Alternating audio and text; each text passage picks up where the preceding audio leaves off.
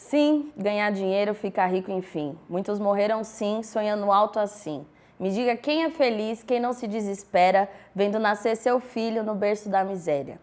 Vem com a gente que o papo da Economia Sem Caô de hoje é sobre precarização do trabalho.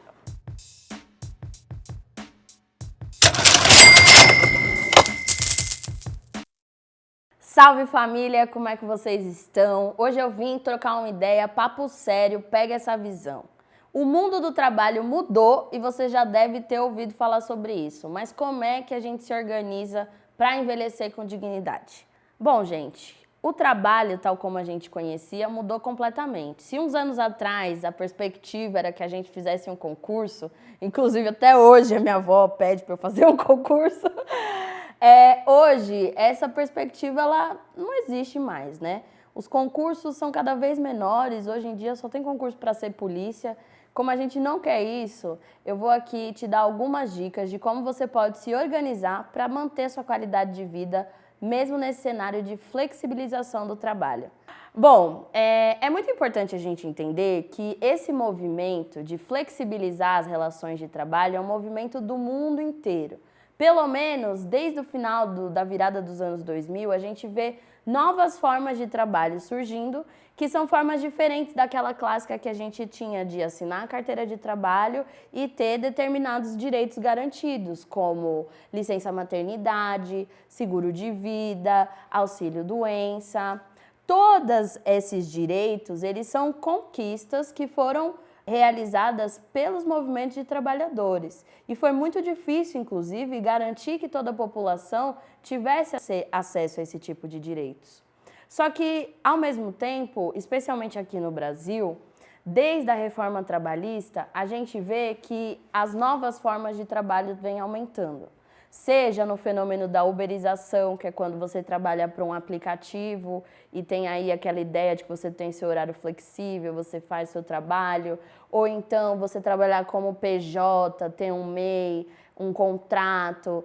Todas essas são novas formas de trabalho que a gente precisa entender para a gente conseguir dominar as regras do jogo, certo? Quando você trabalha como MEI, por exemplo, num primeiro momento, pode parecer que você está ganhando mais. Então, vou te dar um exemplo. A Mariazinha, ela trabalhava como recepcionista e ela ganhava R$ 1.800. Só que ela era registrada CLT. A Mariazinha perdeu o emprego durante a pandemia e aí chamam ela para ir para uma outra empresa. E nessa empresa, oferecem para a Mariazinha um contrato de PJ de R$ 2.200. Num primeiro momento, a Mariazinha pode achar que ela está ganhando mais, porque ela teve um aumento nominal de R$ 400. Só que essa não é a verdade, certo? Quando a Mariazinha é CLT, de fato ela vai ter alguns descontos no salário dela, mas a maior parte dos cargos trabalhistas são pagos pela empresa. Então a empresa precisa depositar o FGTS, a empresa precisa garantir que o INSS seja pago. Tudo isso é por conta da empresa.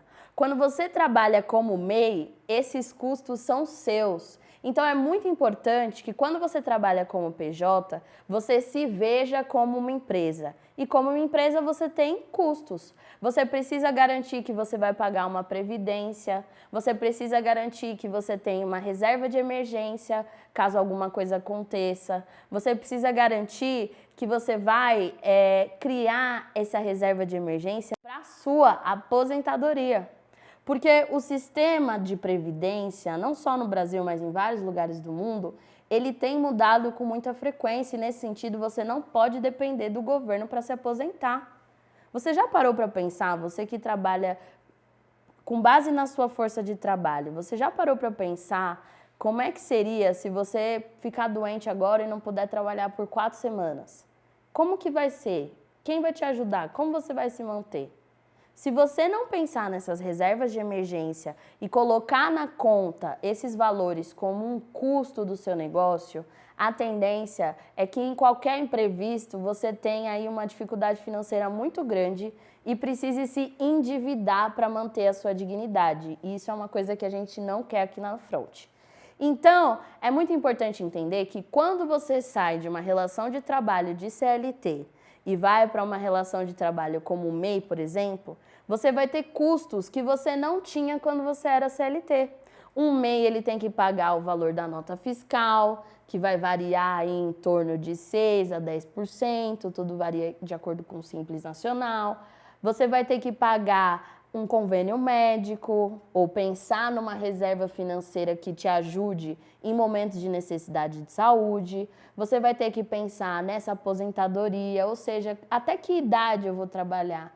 Porque se a gente não tem mais o sistema clássico de aposentadoria, as regras clássicas também não valem.